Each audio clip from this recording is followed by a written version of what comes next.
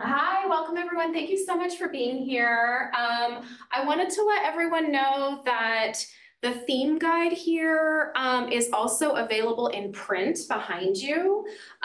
So please feel free to take one with you. It has lots of great resources for this event series and just for disability aesthetics in general. So I am Julie Van Dam. I'm a professor of French as well as gender and sexuality studies here at USC. In fact, you're sitting amongst some of my students from my advanced gender theory course, which is organized around the theme of what I term a feminist and queer archaeology of disability. And I'm one of the organizers of this USC Visions and Voices event series. It's a three-part event series focused on disability aesthetics and activism. And its anchoring event is a month-long exhibition named Opulent Mobility. This is the founder and curator, which opened last week at the Hoyt Gallery, which is on the Health Sciences campus, because it was one of the only gallery space, actually the only gallery space that was available to us, and I encourage you all to visit it. There are shuttles that go over there. It's a fantastic exhibit, and it runs until October 25th, so you have a few more weeks. So before we begin, I would like to acknowledge that USC was built on the sacred land of the Tongva Nation. We honor the Tongva and all Indigenous people, past, present, and future, and their continued survival and contributions to society. We also honor the legacy of the African diaspora and recognize that this country would not exist without the enslaved labor of Black people.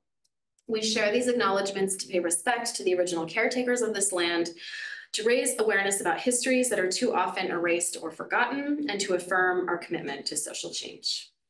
I'd like to thank Visions and Voices for the generous award that enabled us to bring you this event series, and especially Marie, David Delgado, Martin Wong, Daria Yudakovsky, and their entire team for their support in helping us to deliver these events.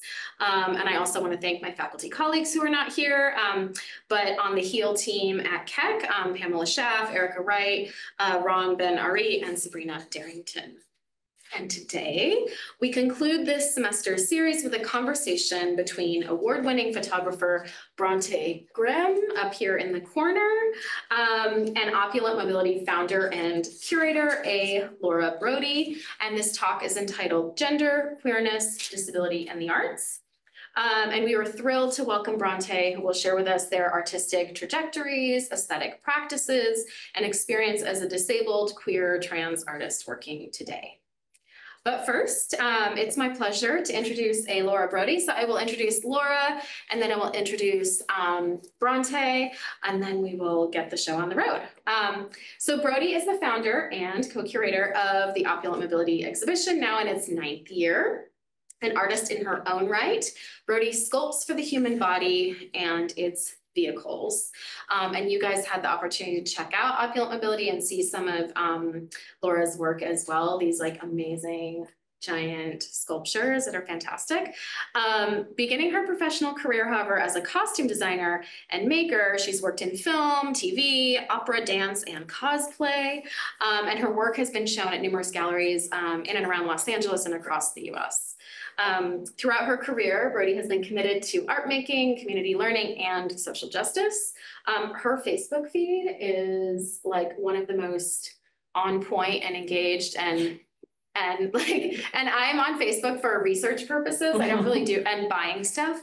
But anyway, I'm always like, oh my gosh, I feel so like, oh, she's so, it like turns me on to so many cool things. Anyway, she's a skilled and innovative artist, curator, and educator who reimagines disability as something to celebrate and not fear.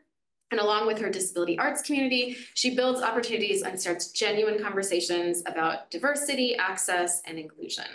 And Opulent Mobility, the show, has been shown around Los Angeles and outside of LA at CSUN, Thymela Arts, thank you.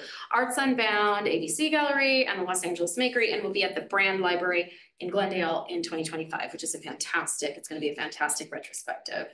So now I will introduce Brontë.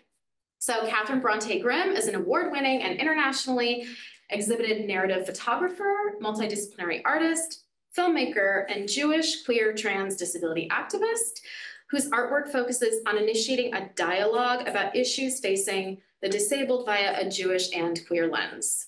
They were the recent subject of the short documentary Catherine, Uncensored, where they discussed accessibility in the arts, and their artwork has been published in various literary journals and art magazines. Brontë's activist work has led to numerous academic lectures and presentations on disability rights and issues facing the disability community, including ableism in media narratives and disability representation.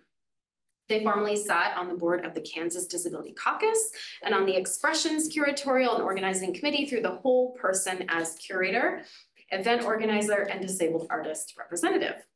Brontë's current activism and art focus is breaking down the barriers of how disabled bodies are viewed in contemporary art and in society, bringing awareness to the lack of accessibility within the American art scene, and discussing the intersection of domestic violence, disability, and queerness. And they are currently a fellow with Art Lab in Portland, Oregon, and a disabled artist mentor. So with that, I pass the mic, and let's get it started, yeah. And hi. I'm Laura Brody. Thank you so much for the lovely introduction. For visual purposes, descriptions, I am a middle-aged white woman with brown hair and black and red, standing in front of a very large screen, or right next to it anyway. I want to thank our interpreter, our ASL interpreter, and our card interpreters. Thank you so much for being part of this and making it more accessible. And I'd like to also do a statement of support for Ozma Tabasan, who is the valedictorian who was denied the opportunity to speak in the spring. I'm saying this as an American Jew. We should not be afraid of talking about difficult ideas or things that come in conflict. And it is crucial that we be able to criticize the actions of nations, all of them, including our own. Opulent Mobility was formed on difficult ideas and talking about difficult ideas. And I think you don't really change, grow, or learn without having difficult ideas come up. That's part of why we're here. Sort of a little introduction to Opulent Mobility itself. This, as we said, it's about an exhibit that asks you to reimagine disability as opulent, powerful. Because when you think of disability, what do you think? Opulence, probably not the first word that comes to mind. Like a lot of people think of lack or difficulty or tragedy, but they don't think of what it's like to actually live in a disabled body and to maybe celebrate who you are. Not trying to disguise the hardships of it, but really showcase so much of the glory that people can bring to their own existences and imagine a better future where maybe life is more accessible for all of us. But that is what I do. And invite disabled artists of all kinds to take part. I started doing this with disability devices, with wheelchairs and walkers, and then moved on to working with other artists and their interpretations of disability. And that is also part of how I met Brontë. Thank you so much for joining us. Would you like to and tell us a little about yourself? Right, so my name is Brontë Grimm. I use they, them pronouns. I am a white passing person with dark, almost black hair, curly, very long. And I am wearing dark lipstick and dark eye makeup. And I am in my apartment. And I am currently residing on Cowlitz land. Thank you and welcome. I was noting before this that this, while we've started talking maybe back in 2019, this is honestly the first time I've seen your face talking to you in person. We've mostly done this either on Zoom with like one of the blank screens or a still image up, or we talked on the phone and text. This is it. Yep. So it's really lovely. Like due to circumstances that were pretty challenging for you, you got, now you are here. Now we can actually see each other. That is terrific. I'm really happy that I can be here because, yeah, before it was no internet connections or bad internet connections, and now I actually am in a place now where I can actually show up on screen and you can see me and I wouldn't be a giant glitchy mess. That's, I mean, I think it's both literal and figurative, right? That you can actually show up and be Yes. here in presence. Did Yes. you want to start sharing your slides? Yes. So I'm currently navigating two computers, and so I Okay. accidentally tried to navigate the other one instead of this one. Okay. Let's do share. All right. One of the things that I love about their work is how striking it is. Like, it's melodramatic and glorious. Thank you. So I consider myself to be a storyteller, first and foremost. I think and believe that storytelling is the way that we change people's hearts and minds. And it's my approach in activism, it's my approach with my art. And so above everything, storyteller. I'm underneath that, I am a narrative photographer, multimedia artist, filmmaker, and disability advocate. And I actually feel like that is, I am that in that order. That disability advocacy comes last, even though it's wrapped up into it and it's so much a part of what I do. But it came about because I had to advocate for myself. And so it wasn't something that I was like, I'm going to be a disability advocate. It was, I'm going to be an artist, and jumping into the system and experiencing so many barriers and obstacles. And because I am a very stubborn person, would call into question the barriers that I was facing, and ended up through that getting involved within the advocacy community and kind of going from there. But this is basically how I view myself in that order. All right, so a brief trigger warning for the art that is coming up. There will be some light horror motifs, some mild and very stylized gore, and artistic nudity. I will also be briefly touching on some of the themes behind my art, which delves into domestic violence. So if anyone has any issues with that, just know now. And, I will not be, offended if you need to stand up and take a break and leave, whatever you need to do.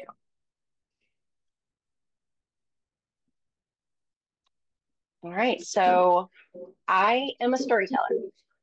I utilize narrative structure in all of my photography, installation art, and filmmaking to tell fictionalized stories about my experiences as a Jewish, non-binary, trans, multiply disabled person. And this goes back into that I genuinely believe, and it is a part of good activism to tell stories that can move people, and that's whenever I go into a conversation with someone in an activist space, my intention is not to change their minds. My intention is merely to tell them a story. And in doing so, my expectations then it kind of takes the edge out of conversation, where that my intention is never to be like, you're wrong, you need to believe this about disabled people.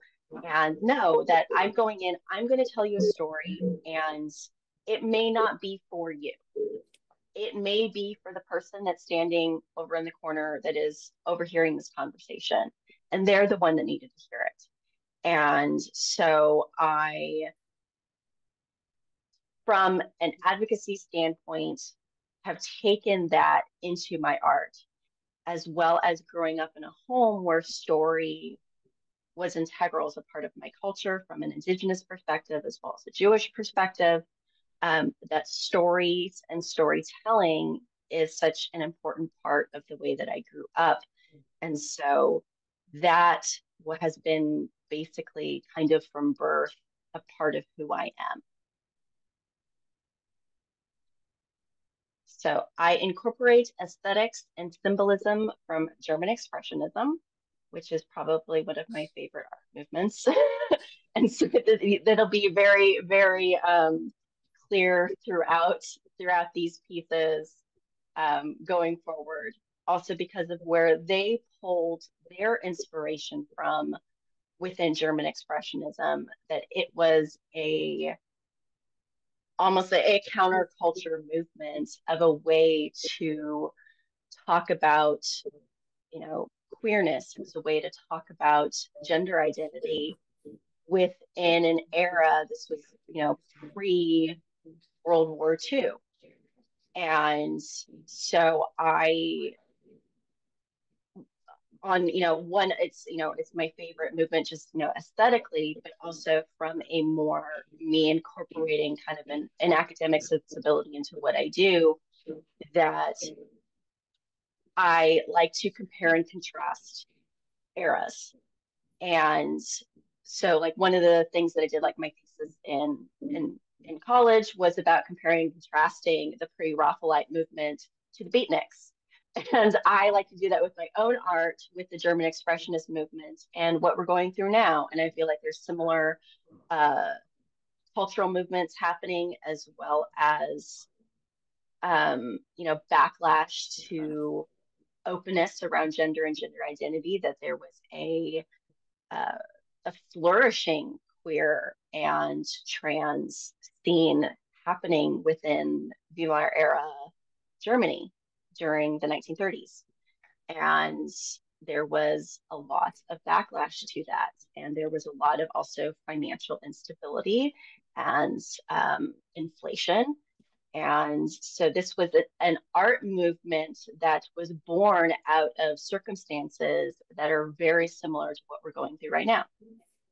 I should also point out, if you're not familiar with it, this is some of the work that was first on the pyres, first to get burnt, when people were going in and attacking obscene work. And a small kind of autistic deep dive into German Expressionism, that we wouldn't have film noir if it wasn't for German Expressionism, because a lot of the German Expressionist filmmakers and directors escaped Germany pre and up into World War II, basically escaping Nazi Germany. They were Jewish directors and came over to Hollywood and started making films in Hollywood. And we would not have film noir if it wasn't for that. All right, so I also incorporate Jewish mysticism into my work. I'm going to go ahead and go to next slide, because I go into that a little bit deeper. So specifically, De Bauer is a good example of the kind of Jewish mysticism as well as Jewish folklore that I put into my work. So the De Bauer series in particular is a multimedia narrative series utilizing prop and costume making and makeups. It pulls from Jewish mysticism and Jewish mythology, specifically the stories about the succubi, Iseth and Naamah, and it's about how past and current representations of disabled people in the media actively harm disabled people and continue and contribute to our marginalization and oppression. The figure is a succubus, acting as a symbol for the way society consumes disabled people's narratives and the media that exploits them. In all the pieces, she masquerades as disabled, and our blood, represented by the stark red fingertips, is on her hands because of this action. So I can dive into a little bit of one. You will notice that there is glitter in this series. And so much glitter. First, Laura and I have talked a lot about how I have mastered the art of glitter in terms of not getting it everywhere. This is a skill. If you've ever worked with glitter, we call it glurbies for a reason. It's contagious and you never get rid of it. Yeah. No, I did a costume for my sister, and I did this fire sorcerer's costume that was just covered in glitter. And this was like at least 12 years ago. And she has moved like 6 times since then and still finds red glitter. Like So one of the reasons why that I use glitter in blood. One, because I use blood as in a form of that it represents life, it represents who we are, the essence of us. And glitter is a way of showing that there is this opulence and this beautiful, sparkling nature to disabled lives. And so it's in direct contrast to the basically societal ableism that views disability as somehow being lesser than, that glitter says, no, this is special. This is full of life. It is full of light. And to contrast that with the actions of the succubi in the series, who wants to devour it precisely because it is enticing. So I also incorporate a lot of basically kind of the root of stories from Jewish folk tales, specifically in this series, Asylum with Acceptable Losses. I pulled very heavily from the folk tales about golems and the way that there is the trying to fight for basically your life, your ability to survive and live. And so kind of pulling from some of those sources in order to tell the story within Asylum Acceptable Losses about a disabled person who is basically quarantining inside of their home for the pandemic. And so this series specifically talks about what it was like to be disabled during the first part and continuing into the existing pandemic. It is still here. It has not gone away, despite what our capitalist overlords like to tell us. It's still here. Viruses don't get tired. Yes. They don't care. You may be tired, they don't care. And so I pulled from not only the folktale itself, but I also pulled from some of the visuals that were from the silent film from the German Expressionist era called The Golem. Oh. And so a lot of the aesthetics of the piece specifically, I'm pulling from that in order to pull with it, when pulling the aesthetics, pulling symbolism with it, and talking about how that golems only exist because there is some kind of discrimination happening and it's against a people. And so coming from the Jewish perspective, I almost simultaneously did like a subtitle of It's a Time for Golems because of the nature of ableism that was taking place at the very beginning and continues to, but was especially prominent at the beginning of the pandemic, where there was so much discourse around disabled people basically taking the hit so that able-bodied people and healthy people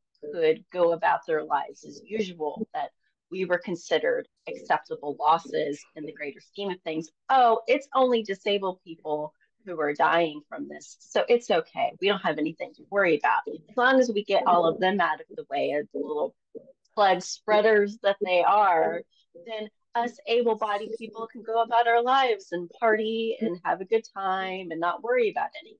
And so then there was from the medicalized standpoint, you had doctors who were posting on social media and giving interviews with major news organizations, talking about how when it came to life-saving procedures, they deprioritized disabled people because they didn't feel that our quality of life was good enough for us to save. So there was so much visible, rampant ableism going on, and it was incredibly disheartening and incredibly depressing. And this was basically my response to it. And I created it in 2020 in the midst of the pandemic with a fellow, the model in this is a friend of mine, Amanda, who was also chronically ill and was also in quarantine. And the only reason this series was able to happen is because we were both disabled, both chronically ill, and both in quarantine and able to do this. Talking about the assumption that somehow as a disabled person, that your life is of less value. That Yes. if you're older, your life is of less value. First off, that's morally questionable. But second off, the likelihood of you becoming disabled is pretty much 100% at some point if you live long enough, or just make it through an accident, or frankly, make it through COVID. So the assumption that somehow that is other is a really dangerous one.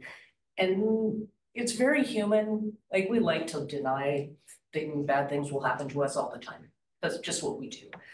But we get older, things fall apart, things don't work as well. You get into accidents. Things can happen to anyone at any time.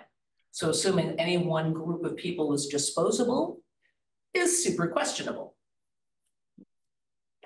So I also bring in, because specifically, and this is where so much of my perspective on disability and gender and my own queerness, it comes from my Jewish identity, is that I like to take, basically, I see iconography for what it is. This is not something that, I have an outsider's view, basically, because of where not only my Jewish culture, but indigenous culture as well.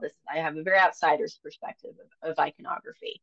And I feel like, because so much of Western culture is about appropriating indigenous imagery, and that I don't want to call it reappropriating, but I like to take it and then use it for my own messaging. And especially because there's a societal understanding that when we see these images, the things that they bring to mind, because so much of Christianity has infiltrated, especially American culture, with the aesthetics of what we view, and that it's so much a part of what we see in museums, it's so much a part of what we see, in general in society, that it is woven its way into it to a point where there is kind of this, that people see it and go, oh, that's supposed to be Mary, or that. So to take these basically cultural American touchstones and use those touchstones as a way to tell deeper stories about queerness and disability. And so I take those things and then I kind of distort them, and because I want to show, one, the way that the ableism that I have faced by Christians as well. And this isn't, specifically targeting like, oh, Christians bad. It's that, one of the things that has happened more often than not is that, and so many disabled people will tell you about experiences where we'll just be existing and going about our day, and a person will come up to us, and because we are visibly disabled, I'm going to pray for you, you poor thing. You've been afflicted. You just need to accept Jesus Christ as your Lord and Savior. And it happens so often to disabled people that it's become a part of disability culture. And so thank you. No one needs your prayers at this time. It's like they're, we're not a monolith, but like one of the things we all have in common is we've all been prayed over by a Christian in a grocery store.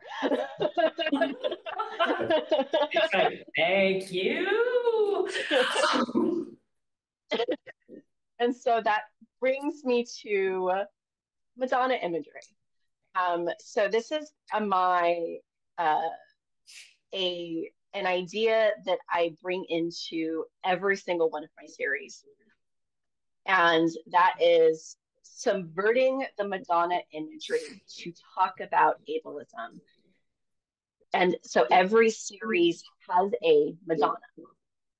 And so when doing that, it's because I genuinely believe, and it's a part of what we see with like inspiration exploitation.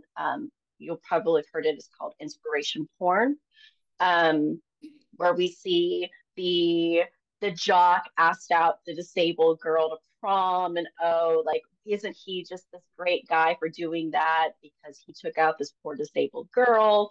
Or we have a disabled person does something ordinary and they get an entire write-up about it because it's, you know, they needed a fluff piece for the newspaper that day. And, you know, so there's always this, the exceptional disabled person, the amputee that ran a marathon and won. And those are uplifted and then used against disabled people as, well, this disabled person did this thing. How come you can't? Clearly you're lazy. Clearly you are inferior. Clearly you are faking it. There's just so much insidious nature to it. And so one of the things that I have been very adamant about is showing how dehumanization and deification are two sides of the same ableism coin. Both are dehumanizing. If we uplift someone to the point that they are above a human, that they are exceptional and unattainable, that it is the same thing as saying that this is a subhuman. And because neither are reality, neither are the actualities of what a person is. And so when we take disabled people and we say, oh, this one is exceptional because they've somehow managed to, surpass all of the expectations of society and win this race or this sports ball game or this, that it's actually the exact same thing that they did in Nazi Germany, where they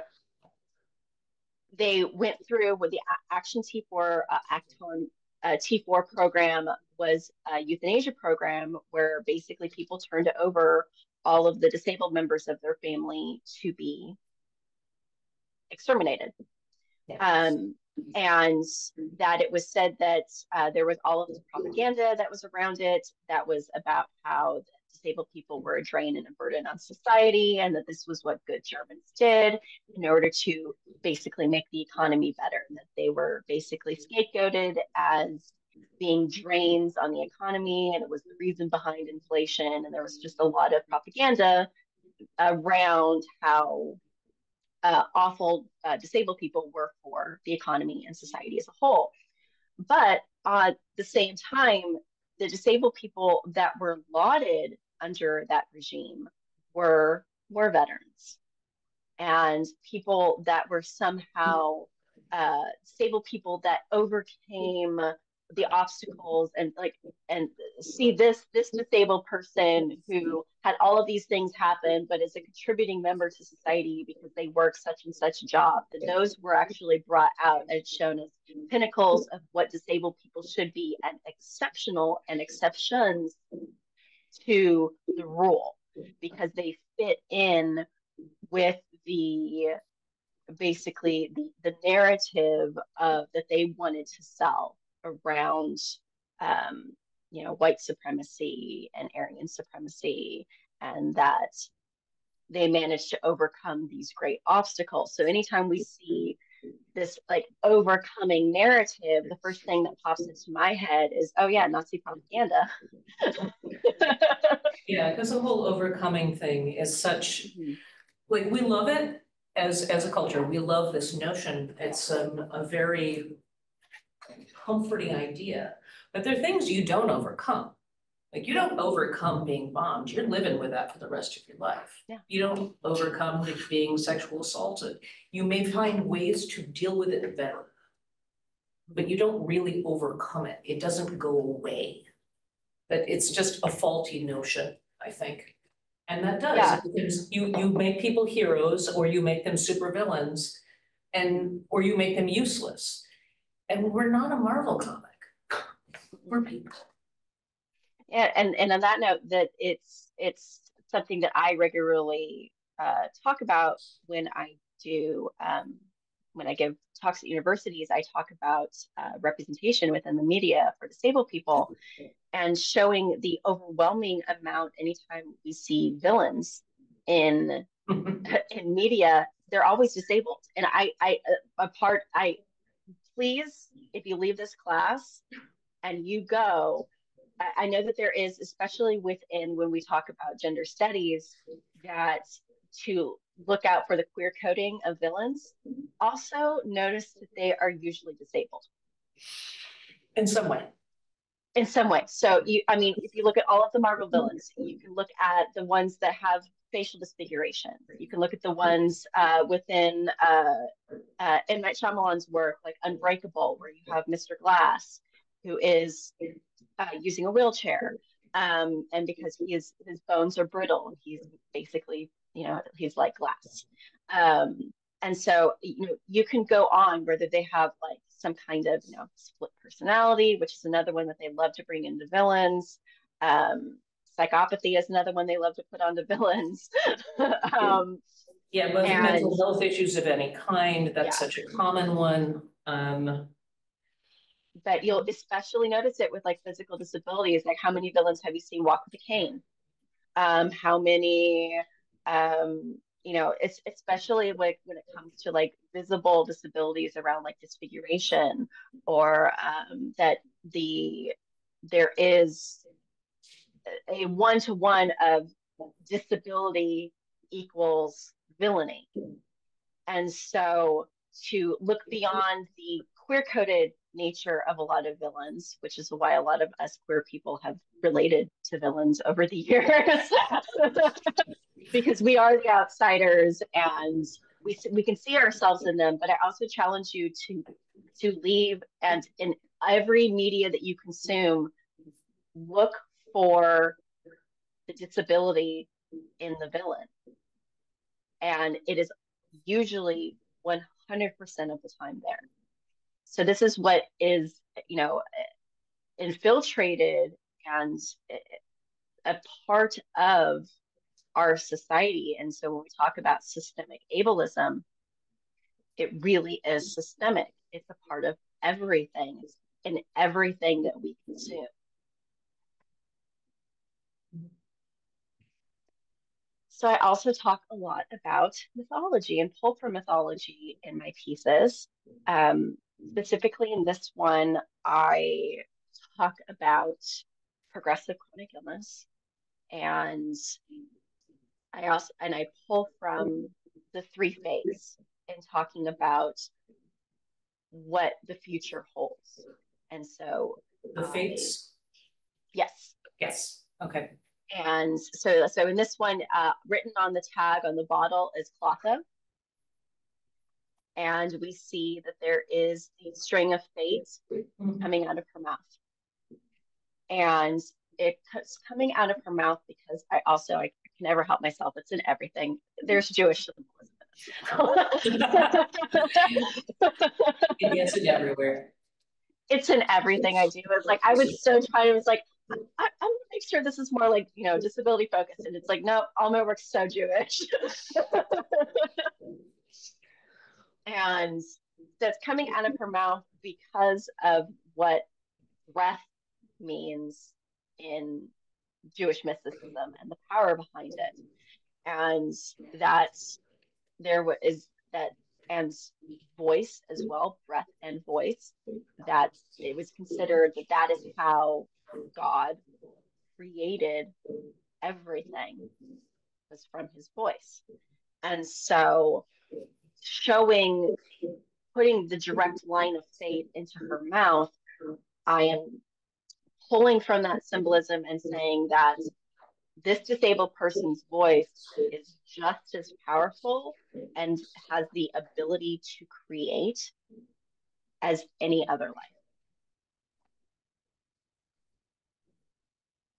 All right, so that my artworks echo of the past while being timeless in nature to mirror the existence of the disabled, that we have always been present, but us and our stories have been ignored, pushed aside, abandoned, and forgotten.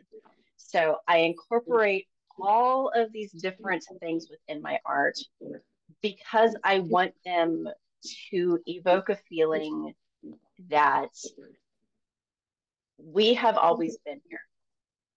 And I want these pieces to feel like they're not new, but and even more than just timeless, that I want people to be pulled into them in the same way that they are into like an old artwork, and that there is history embedded in them. And so I try to, I try very, very hard to incorporate a kind of classic art feel. One, as my basically trying to reclaim basically the things that were made famous by old white men. It's mine now. And to use it to put people into an emotional space as well as a viewing space, that there are all of these touchstones of things that are a part of our larger society. So like like I talked about earlier about, like iconography, that there is this understanding, especially within American culture, of that when we see these things, there are feelings that it evokes or things that we think of when we look at them. It's the same thing with classic art. And that when we view it, we picture museums, we picture old things, we picture so there's all of these touchstones that we have as a culture, especially as Americans. And I want to pull from those because I want those same evocations within my own work. It's one of the things that makes it so powerful, I believe. Oh, thank you. So I am, as you can probably tell by now, I am very deliberate in what I do. All those choices have meaning, all of them. Yes, all of everything. And it's more than like because I'm autistic. So every aspect in my pieces carries symbolism, from the colors that I use to the specific materials, the way that the model's fingers are posed in my photography. Everything is done with intention, attention to detail, and is highly conceptualized.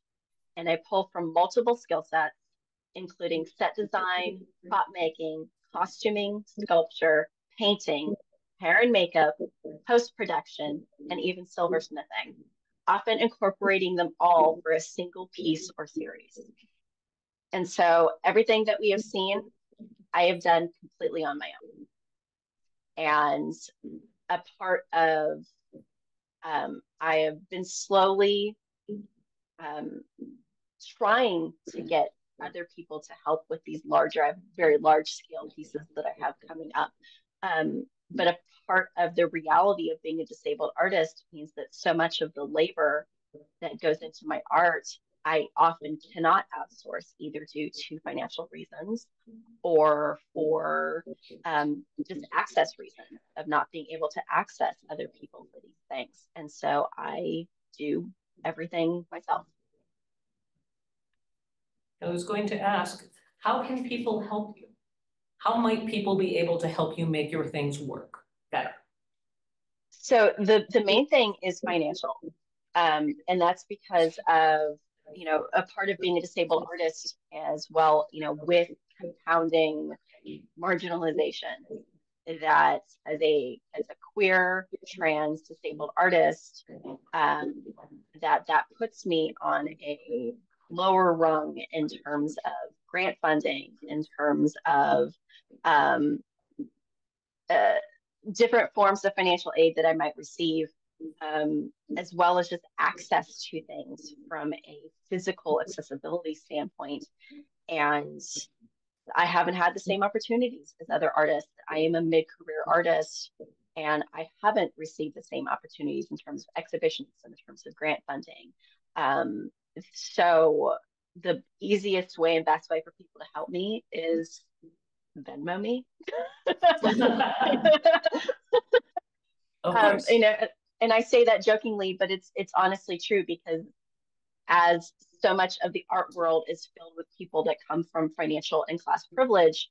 And so if you are a BIPOC, disabled, trans, queer person and do not have access to wealth and class privilege, that you will not have your work seen at the same scale and the same level and recognized at the same level as them. And so you need often more assistance.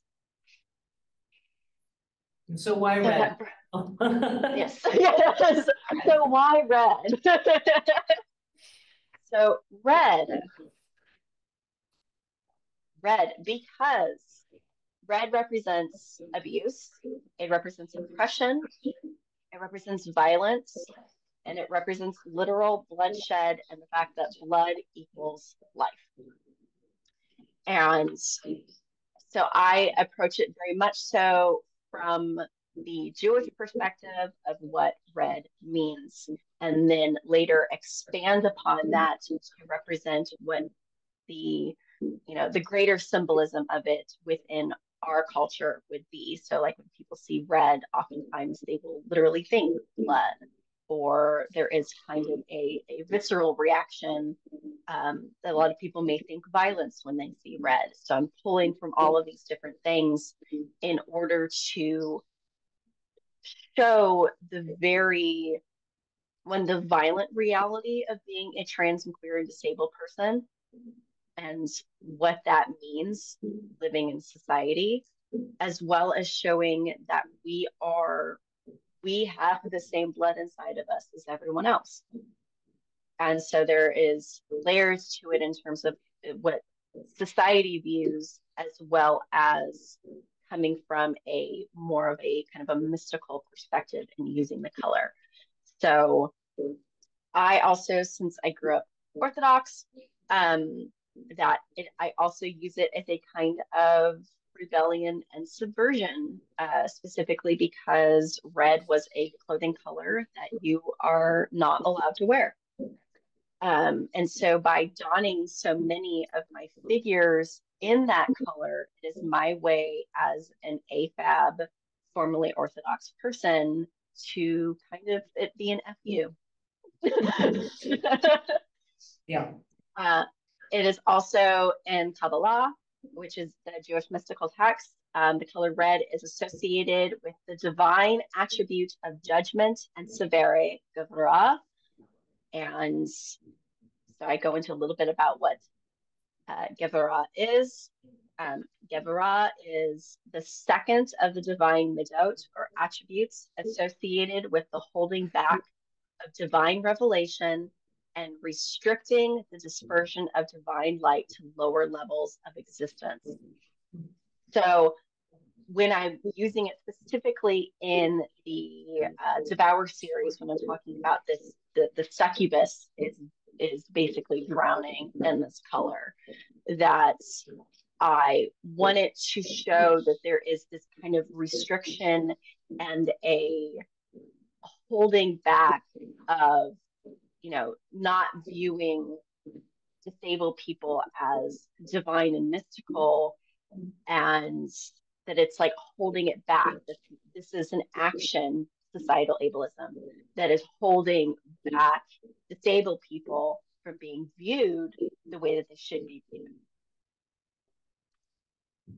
Okay. So I also use a lot of string and thread, fiber art materials within my work. So one of the things that I do that's kind of across the board in the symbolism that I use in my work, I generally use the length of the string to measure time in some way. The color, I use red to represent an oppressive person or figure, body, entity, event, and abuse. And then I've used yellow to represent societal judgments and persecution, referencing the yellow badge put on Jews during the Holocaust. And so I pull in a lot of yellow into my work to pull on that symbolism. I also use wrapping as a subversion of Jewish ritual to indicate the way anti-Semitism was woven into the abuse in either the relationship that I'm talking about or in society as a whole. So there is a tradition within Judaism that is something that only AMABs were allowed to do, which is wrap tefillin on their bodies. And so me as an AFAB person, because it was something that is denied to me generally within Orthodoxy, I use it and be like, no, it's mine now. And wrap my figures in string and or thread. And to basically, as my own personal, since I am coming from this Jewish perspective, it is my own subversion of the very homophobic, very misogynistic way of growing up in a very conservative, Orthodox household. So when we go back to measuring time, in my piece 7, I used 2,555 inches of red yarn to represent every day that I was with my abuser. I embroidered a portion of the yarn onto a burnt fragment of my wedding dress in my child's handwriting. And so in this case, this one, I pulled red, abuse, blood, life, and then length. That's it was 7 years that I was married to my ex-husband. And so I wanted there to be a tangible as well as visual representation of the length of time. I wanted people to see, and then when you see this piece in person, it is just this mound of string, and that you really get a sense of how long that is to be experiencing abuse. I think a lot of people, sadly, when they're dealing with abuse, people who are victims of abuse, there's a certain amount of, oh, well, why didn't you leave? Why didn't you get out of that? Especially when you have multiple disabled identities, a lot of times it's much harder to leave, and you don't necessarily know. If you've kind of been trained in a more abusive environment, you don't know that there's always a difference between that and love. Yeah. And so there was, a lot of, extensions of that. There was, abuse because of the fact that I was queer, and that was used against me. The fact that I'm trans, that was also used against me. So there was consistent misgendering. There was consistent, basically telling me that I was somehow perverted or wrong. A lot of financial abuse. And so I really wanted people to get a sense of how long that is to deal with. And so, this is why, a part of it, I talk about, I want my work to be dramatic. And so, I want my work it's dramatic and sorrowful and often, very macabre. I want to utilize the very aesthetic nature and the perceived provocative nature to initiate a dialogue about the issues myself and others within the disability and trans community face, all through a mystical Jewish lens. My pieces are a macabre yet aesthetically beautiful marriage, the beauty functioning as a form of ableism subversion. That disability is inherently beautiful and not grotesque, as is culturally and socially regarded among white American, Northern, and Western European peoples, and the macabre, which functions as a symbolic representation of the discrimination I face as an openly Jewish, trans, queer, and disabled person. That I pull from all of these things because I want there to be this understanding of one, back to the timeless nature of this. The disabled people have always been there. And then the aesthetic nature of it, that we are here and it is beautiful. And also the macabre nature of every single one of my pieces that says that we are still experiencing discrimination. So personally, I have experienced quite a bit of censorship. This is an actual sign outside of a solo show that I had in Kansas. And this is on the low tame end of censorship that I've experienced. And it is so much been a part of my career that I've had work removed from shows. I have had work covered, which I find kind of amusing coming from a Jewish perspective, that we cover our mirrors whenever we go into Shiva or mourning.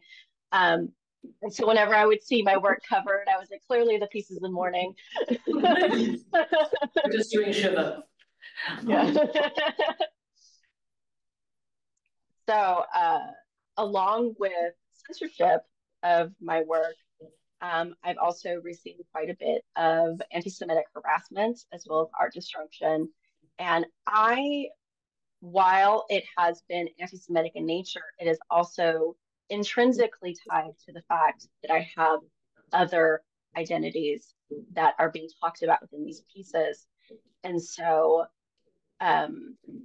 that, like this piece, this is not my narrative, even if it makes you feel comfortable, is a piece that is about disability, and it is about inspiration exploitation. And it was damaged in an anti-Semitic attack. And so it's a multimedia installation piece in Lantern that utilized Jewish symbolism to discuss inspiration exploitation, the dehumanizing narratives about disabled people in modern media. This piece was destroyed in an anti-Semitic hate crime during Hanukkah. It was accompanied by anti-Semitic slurs that were painted on a family member's house next to where this piece was discovered. When did this happen? This was in 2019. And so whenever I can't remove the ableism and trans and queer phobia from the attack of this piece in the same way I can't remove the anti-Semitic nature of it. That's for me, because it wasn't just directed at me, but also clearly the art piece, that these are all intersecting for me. And I can't, even though it was very anti-Semitic in nature, that I was living in an area that was a very red area in Kansas City, Missouri, and that where I experienced blatant transphobia and queerphobia. And that, so to me, they are all a part of the destruction of this piece. And while I could, from filing a police report perspective, and because of the slurs that were written on my family member's house, obviously it was very much so directed in an anti-Semitic way, but because of the other incidences that I experienced within Kansas City, I can't remove the fact that it was likely because I am also trans and queer and had been basically made a target in a very conservative area for those reasons. Brontë, I am so sorry. I think if we could, I really want to give the audience a chance to ask you some questions. And I don't want to cut you off, but at the same time, we're coming up on time. So maybe if you wanted to give us like a concluding thought, and then I'll open up open up the discussion. Sure, absolutely. Yeah. So I think actually I'm on the slide that can actually be a really good concluding thought. Because I think this summarizes what it's like to be a disabled artist right And that's one of the reasons why I've had such difficulty finding funding for my work. So this is a direct quote from a feedback that I received for a rejection for a grant proposal. And it was, while we found your artworks to be visually stunning and were greatly impressed by the scope of artistic practices contained in each of your works, we ultimately felt that the subject matter of the pieces would be too disturbing for patrons, and we unanimously rejected your grant proposal on those grounds. Wow. It's honest, but really, yeah. really very sad. Mm-hmm. Yeah. So that sums everything up. Yeah, it really does. Thank you so much, Brontë. I was thrilled to see so much more of your art and your influences and your intentionality. And I don't want to take up any time here myself. So I want to open up the floor for questions. Maybe my students have a question they have thought about and want to ask. Otherwise, anybody else in the audience? Yes. How was the art change with your page, your genre, your approach to art? It changed with your age or not? Did you hear that, Brontë? That my approach changed as I've gotten older? Yes. Yes. Kind of. Oh, yeah, absolutely. I feel like I've gotten way more bold. I actually made a resolution that because I lived in an area where my work was so heavily censored and so often pulled, that when I moved to where I'm living now, which is Portland, Oregon, that I would not shy away from being controversial. And that I'm like, okay, I guess that is who I am, and I'm going for it. And so I kind of feel like that as I'm approaching 40 now, that I have become a bolder version of myself. And I feel like that it's also changed the symbolism that I put into my work, where it's much more in your face, that I have so much more blood symbolism in my work now than I did before. So it's definitely, I feel like as a mid-career artist, that I am creating work now that I wished I could create if I was braver when I was in like my early 20s. And that age has brought with it a bucket sensibility. Thank you. Great question. Yes.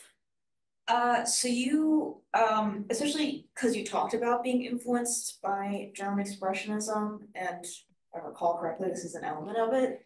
Have you, or would you ever like to in the future play with like intentional provocativity?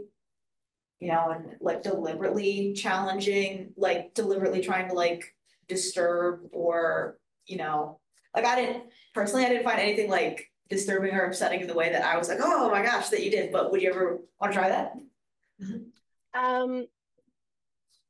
I feel like that I've kind of already been doing that, but in the same way that they were.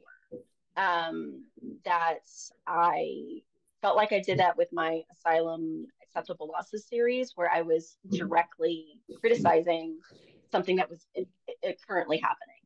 And I was actually showing that that was a solo show that I had at the end of 2020, where it was at a university. And so I've never really shied away from like making direct commentary about things.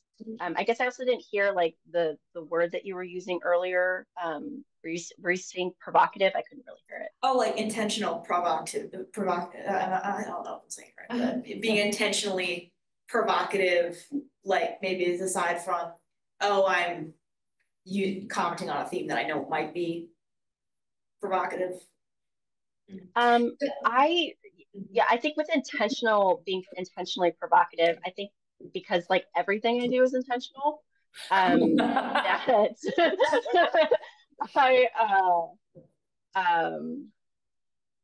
I I'm not going to put anything in there that I feel doesn't belong within the narrative. And so I feel like, yeah, I still feel like I'm always being intentionally provocative, but in a very like intentional, symbolic way. And Bronte was mentioning their series that is at the end of the slides that they didn't get to. And so we're happy to share those slides with you as well to see that series. Yeah. Any other questions? Go on. Yeah, Gabby. I know you spoke a lot about how your art is very like deeply shaped by your identity, as well as like your Jewish culture. I was wondering if you found that like the current political landscape has at all like seeped into your artwork, or I don't know, like current events. Absolutely. I actually just did an installation piece that was about not only the hostages, but also the genocide in Gaza. And so it was called We Too Bleed Red. And it was an installation piece that was a mourning space for people to mourn. And so it has not only bled into, the works that I make, but I think also in the way that my work has been received, that I have, like I'm been very open about my progressive values, but I still have received quite a bit of anti-Semitism, and I'm not, I shouldn't say that I'm used to it, but I've received it so much prior to this, current political climate that I was bracing for it. And so when it came, which it inevitably did, that I was like, okay, it's here again. So it showed up in my artwork by creating a grief space installation piece. And because I felt like I had to, it was a part of, in keeping with the fact that so much of that grief is an intrinsic part of the disability narrative. That a grief for what could have been, a grief for the way we should be treated, a grief for the way we are treated. And so it made sense to then create a grief space that was so tied to my culture, as well as, the fact that I am a human being and Indigenous. And when I see Indigenous people being genocided, it deeply, deeply impacts me. Terrific question. I have a question. You talked about people's negative responses to your artwork, but I was wondering if you had any positive experiences that felt like you were actually like, people were seeing your artwork and hearing. Oh, yeah. Absolutely. There has been a number of them where I've had my favorite one to date, and it's because it's anytime it has to do with little kids, it's my favorite thing. That it was a teacher who went to one of my exhibitions and went through and was basically, went through and read all of the descriptions of the work and what each piece was about, and then walked away from that and created a small like disability studies portion for her first graders. That's and awesome. that to me was like the most powerful thing my art can ever do. That was I also had a really beautiful reaction to the installation piece that I just did. This was in June.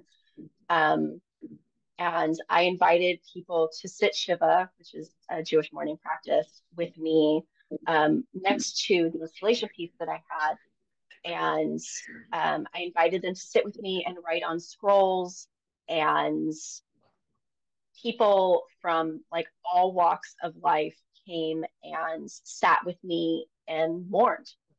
And it was so beautiful because like I knew like that person's Zionist, that person's anti-Zionist. I don't know about that person, other people that I don't know.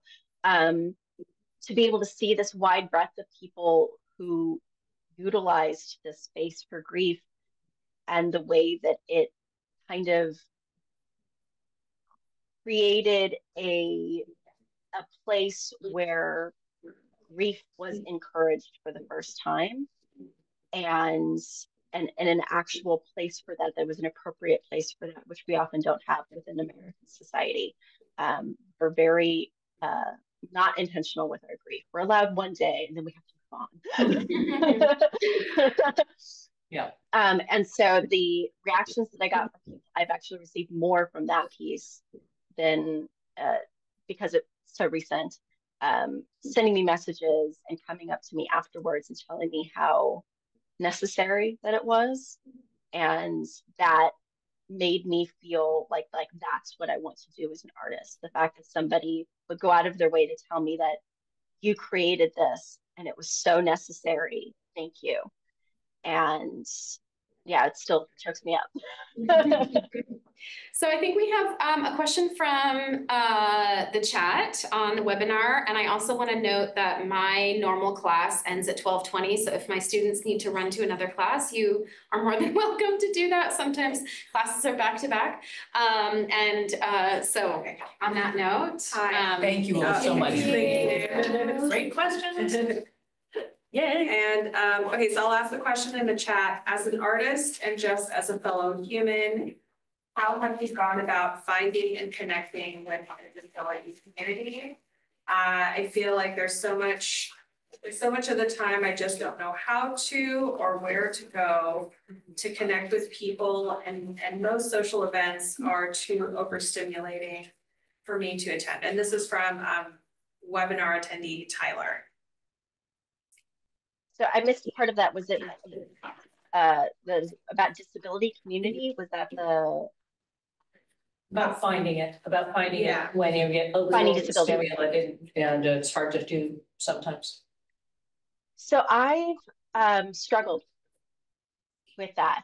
It has been a struggle. I have found some of my longest and deepest friendships have come from basically intentionally seeking out other disabled people online.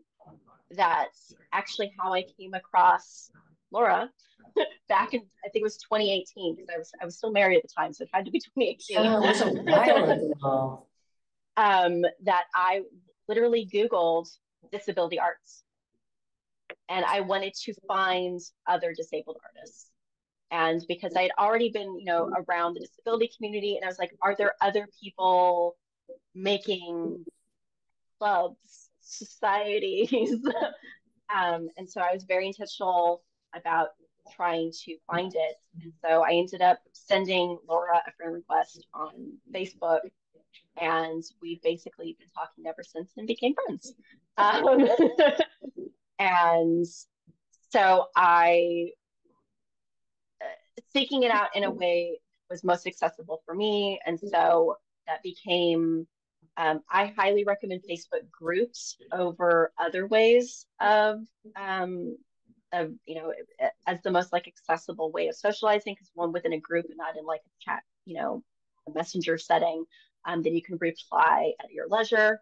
And it has a little bit more of kind of a community feel that you can, comment on things and, slowly build up relationships. It's something that takes a lot of time and a lot of basically showing up virtually, and having conversations.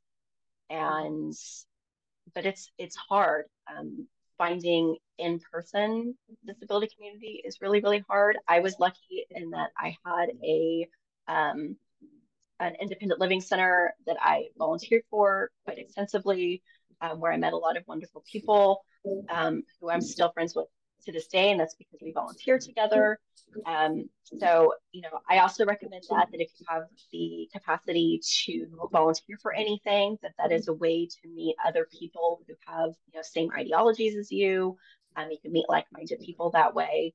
That's how, you know, when I was in Kansas City and had a number of disabled friends, we met as volunteers for this independent living center. But it is hard, and it is especially hard now. And so I won't, you know, sugarcoat it and say that, you know, there's an easy, you know, here's the way that you can go about finding community. Yeah. Wonderful. But thank you so much for being in community with us.